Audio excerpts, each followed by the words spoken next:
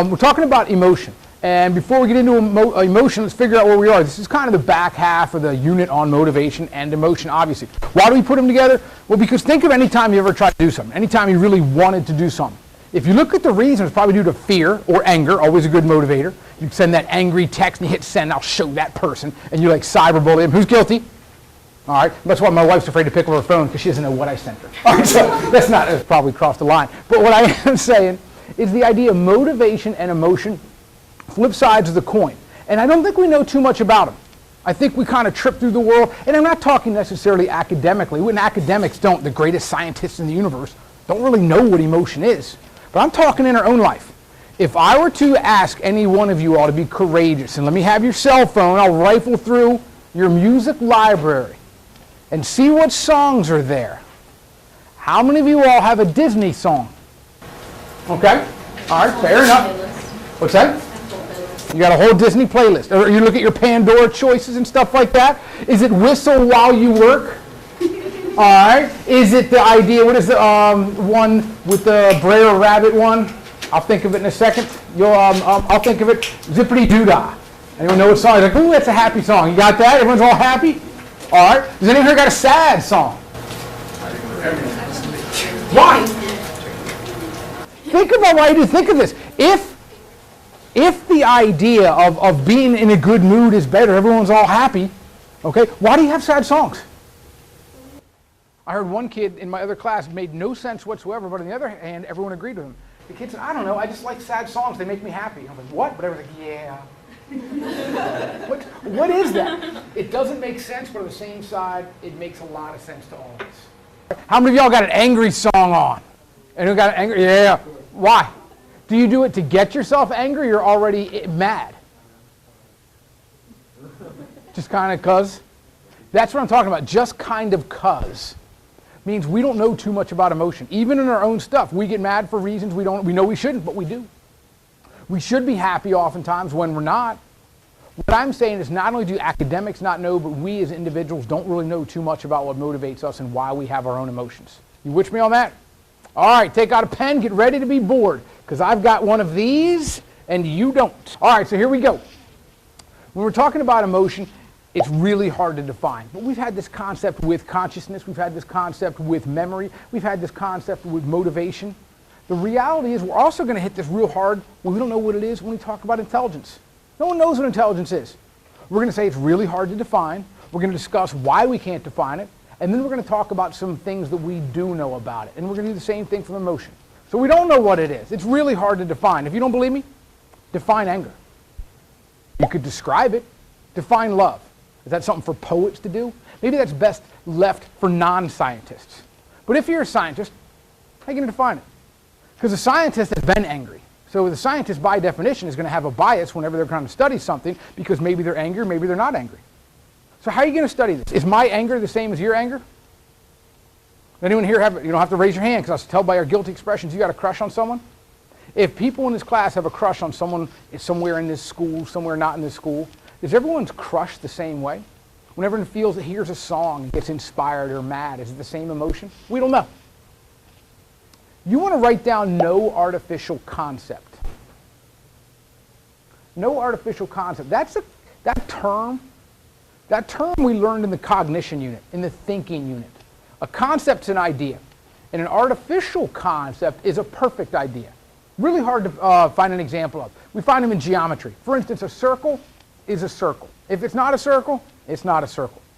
But let's talk about sadness. Is sadness always sadness, or can sometimes you be happy in your sadness? What about anger? Is anger the same as rage? When you're irritated, is that worse than being annoyed, or is it better than being annoyed? The problem with this is we can't define, we can describe.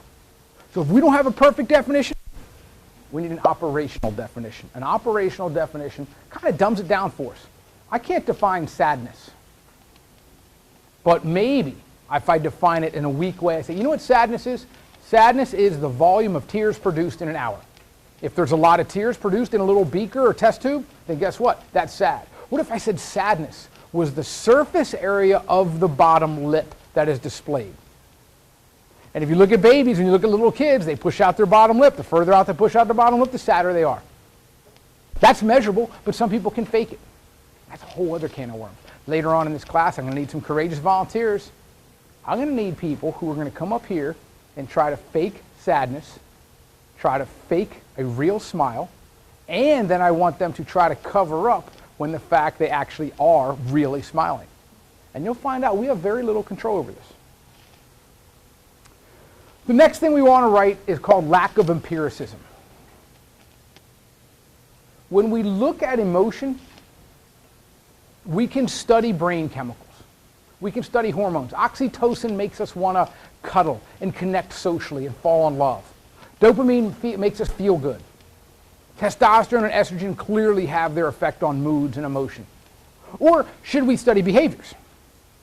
How often you're likely to do a good deed. You can measure good deeds, you can measure chemicals, but you can't measure the emotions themselves. That's the problem we have with this. Let's talk about what we do know. Now, the things underneath this category, they're agreed upon. That doesn't mean they're perfect. That doesn't mean they're fact. That means if you get 100 psychologists in a room, but the only thing they're going to agree on is the fact that everyone else is wrong. So here's some general agreements we have on emotion. The first one is the word transitory. Emotions have a clear beginning and an end. Emotions have a clear beginning and an end. If you've ever been sad, you know what caused it. Most of the time. Unless you're a teenager and you're all goth and have black and way too many zippers on your outfit, then you don't know why you're upset. You're just upset all the time. Next time you have a friend, and your friend's really sad, they call you up with a whole bunch of teen drama, and mom's mad at me, and no one understands, and do you have time to talk? Be like, oh. You're talking on the phone, be like, look, just call me done crying, click. Why wouldn't you do it? Are you going to say anything to cheer them up? I'm suggesting if you know someone who's crying, they're going to stop crying eventually. You don't believe me. I told you before I used to have some daughters. All right? When they were wee little things, all right, what I did is I said, yeah, sure, honey, you can run around the floor. They had socks on, hardwood floor. I said, run as fast as you can. In fact, I want you to run around in circles. I was teaching them circumference. So I said, run around the coffee table as fast as you can. Now, in my house, all of the furniture has hard corners on it. All right? You had to earn, growing up, you had to earn a cushion. It wasn't until my youngest was 4 she got her first pillow. Life is hard. You got to train them hard. So they're running around the coffee table as hard as you can.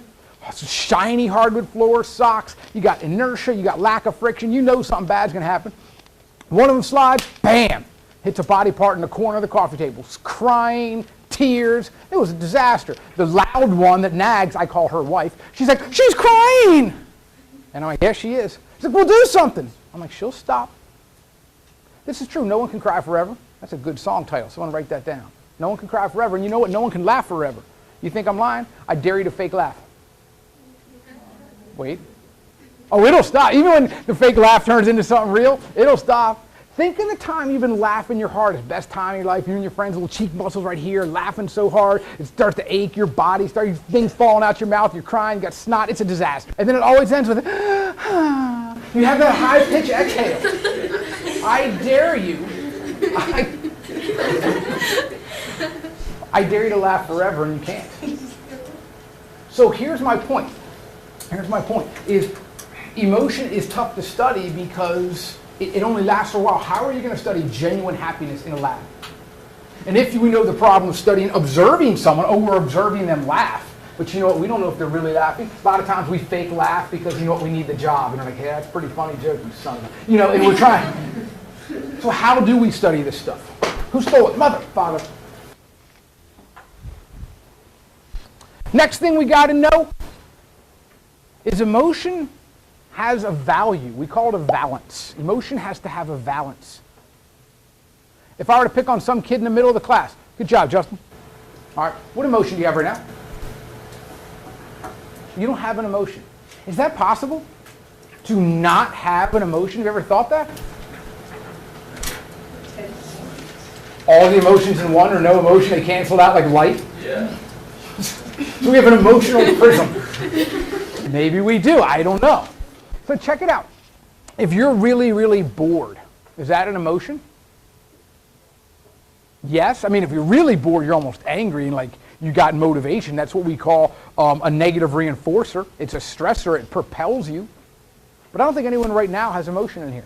Maybe you're really bored, maybe you're, I don't think so.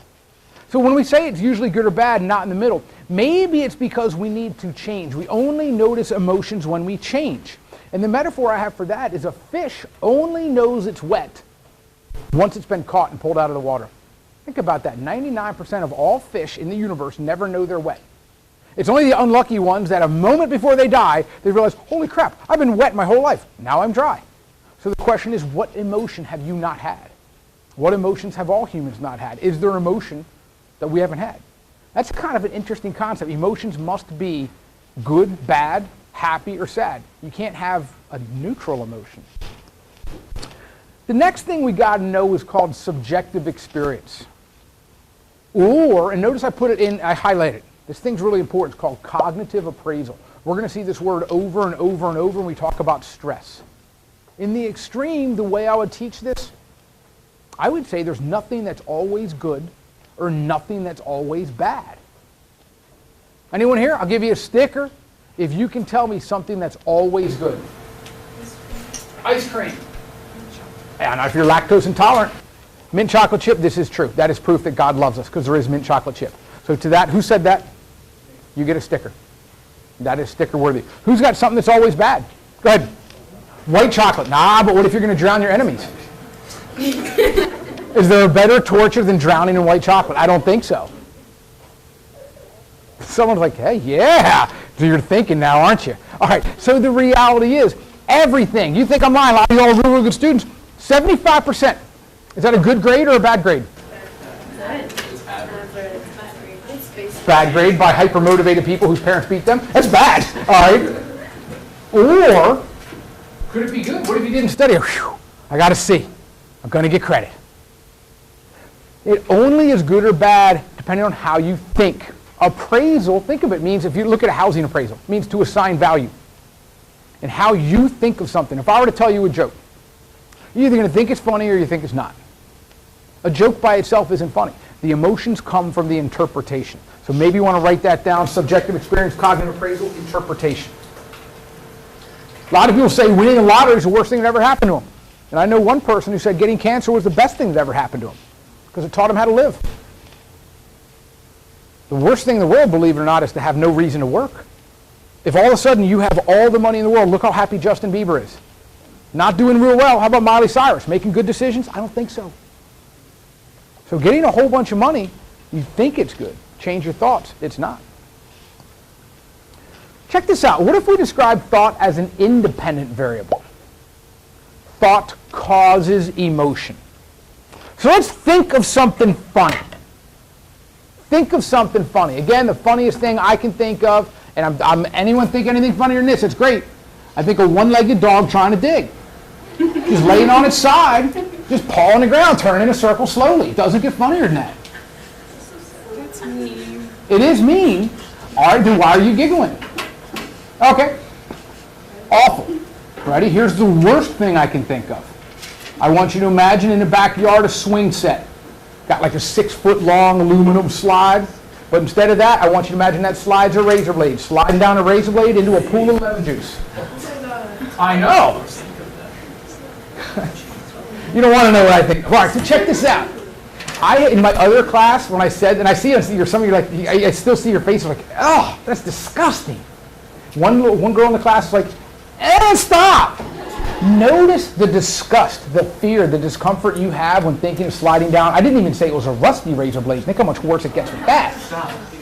Oh, I've not yet begun to think of weird thoughts, right? So you're sliding down this thing, and a lot of you are like, ew, stop. Notice the thought caused the emotion. The thought is the if. If thought, then emotion. If thought, then emotion. But it could be the other way around too. Check this out. Cognition is affected, which means thought's affected by emotion. I said that thought affects emotion, but thought is also affected by emotion. Think of the phrase, I'm so mad I can't think straight. If you think differently when you're mad and you think differently when you're sad, when are you you? If you are your thoughts, but your thoughts change your emotion and you have no control over your emotion, what does that mean about you? There's a reason in our criminal code that murder in the first degree means premeditated. You thought. That's the worst. But if you're like really, really mad and you're acting in self-defense and you kill someone, and it was just in the heat of the moment you were so angry, that's a less crime. That's an interesting insight into how we think of emotion, meaning that when we're mad, we can't control ourselves. If that's true, what does that say about us? Are we just puppets to something, to chemistry, to a situation, to how we've been taught, how we interpret a situation? If I were to call you a name right now, would you be mad? Would you be hurt? Would you be embarrassed? Or would you think it's funny? And the most important thing is, do you have control over your interpretation, your appraisal?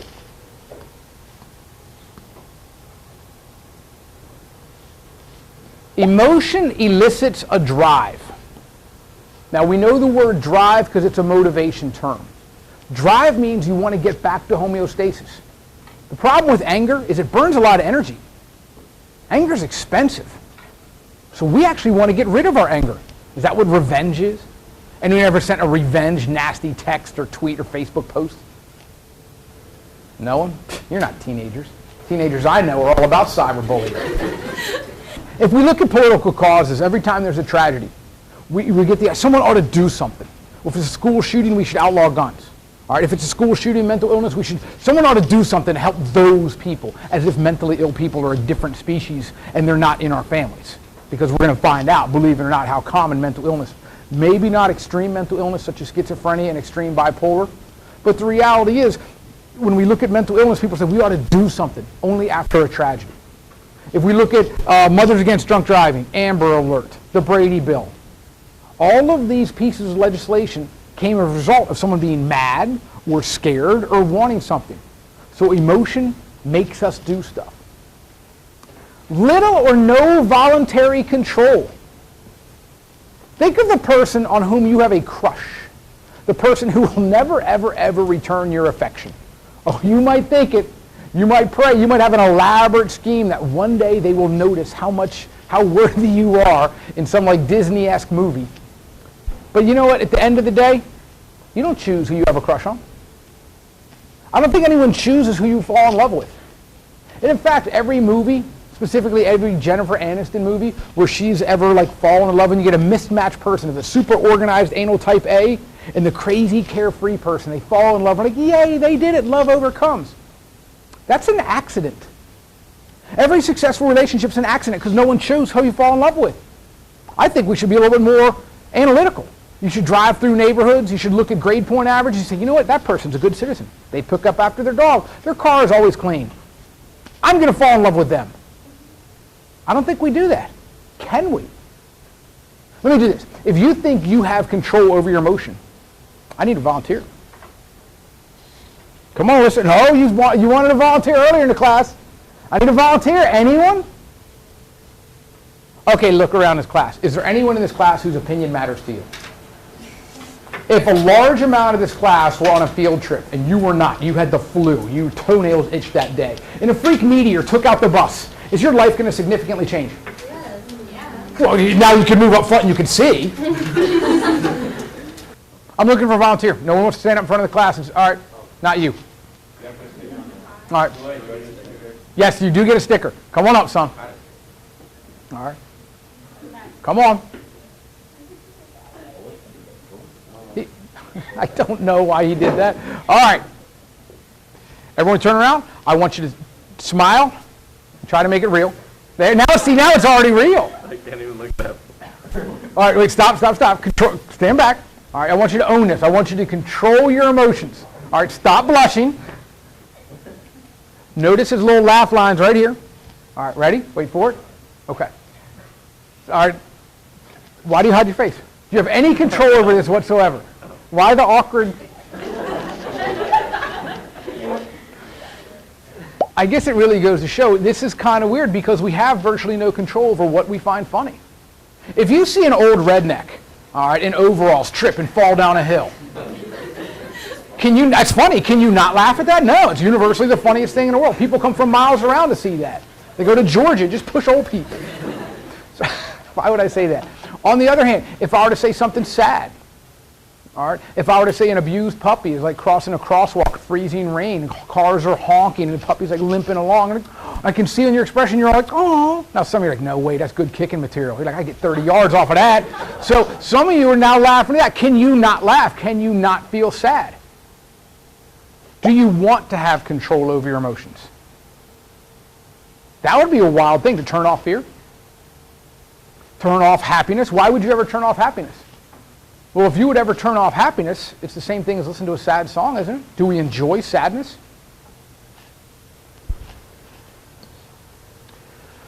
Emotions are usually automatic, and I think we've hit upon that.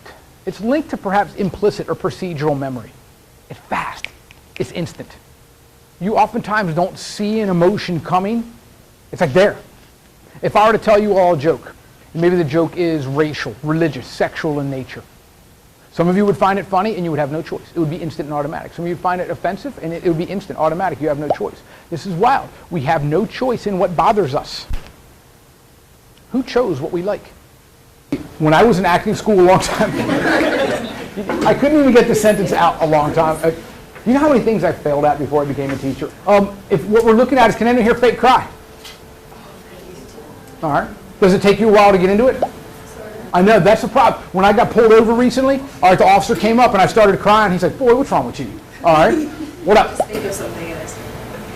Really? Do you want to pass to the counselor? No. All right, because the reality is simply this. The reality is, for most people, the emotions are expensive.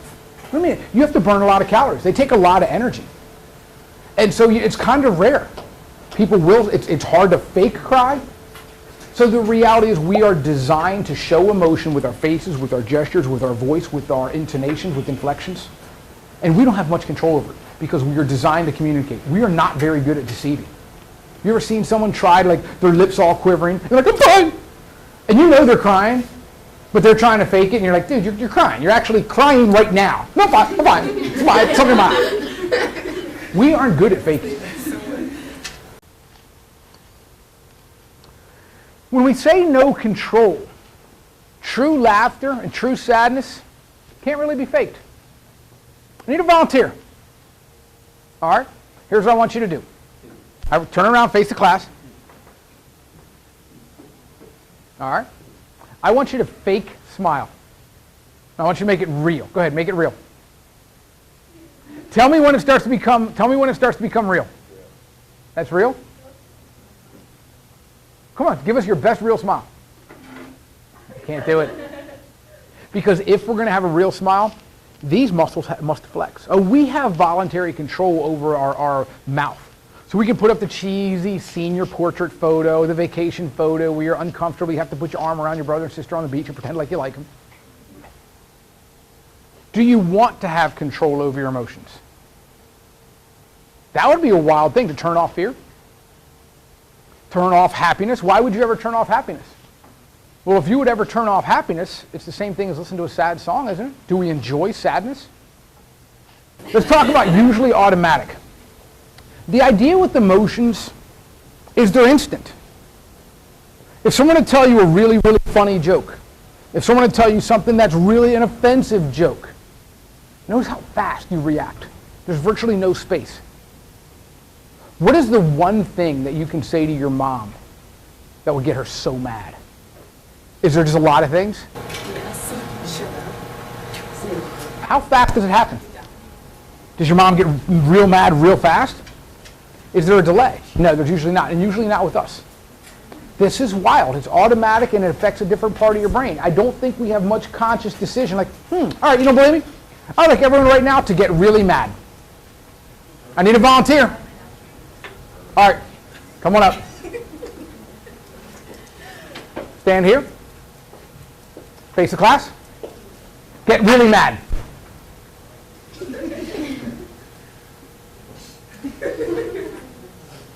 I don't think you're actually really mad right now. Can anyone here get really mad? All right, grab a seat. I don't think you can. We don't have conscious control. It's automatic. Couldn't you, make yourself mad? Every day. I'm mad every day. I walk in this room, I look at you guys as bastions of ignorance I must fight. All right. No, that's not how I think of it.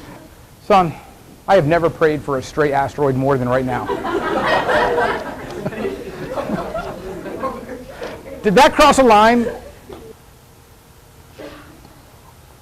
I think we definitely need to look at emotions are a great way to examine the mind and body interaction. Your mind feels them, or do we say your heart feels them? Of course, your heart doesn't feel emotion, but I'm talking the metaphorical, philosophical heart. Your heart feels emotion, your body shows emotion. I don't know if it's possible. I don't think any human being cannot show emotion. We are designed evolutionarily to show emotion. We are social creatures. And yes, we have language. But a lot of our communication is nonverbal. You ever see someone try to cover up the fact they're crying? Like, no, I'm fine. They're not fine. You can't turn it off. You cannot hide your joy. I need another volunteer. Give me someone who's a stone cold thug. Not you. Stone cold thug who can stare at the class and not smile. Son, I don't even know. All right, should we give it a shot for our amusement's sake? No? All right, come on. Try not to laugh at all. Wait for it. Everyone start laughing, and he will laugh. Yes, you can say words. No, don't say those words. Almost. There it is, right corner, there it is. All right, I guess what we're basically saying is we are designed to show emotion. I know most cultures, especially ours, say that we should control ourselves. It's not polite, it's not a good idea to cry out loud, to laugh out loud, we should be cool. All right, you don't believe me? If you have affection for someone, you find them hot, you find them pretty, you find them cool, go over and stand next to them. All right, you can't. People are like, ew, what's wrong with you? You can't show emotion. Who here blushes really easily? All right then. You're going to regret that. Everyone turn around and look, please. Do it. Oh my gosh. What was that noise right there? All right, so now you're turning really red, right?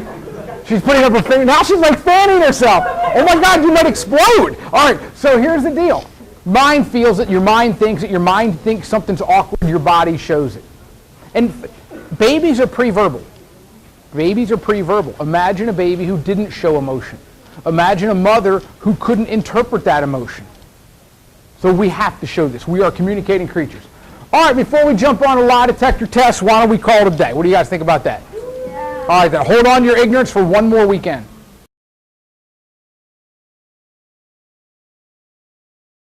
I'm going to not only teach you about stress,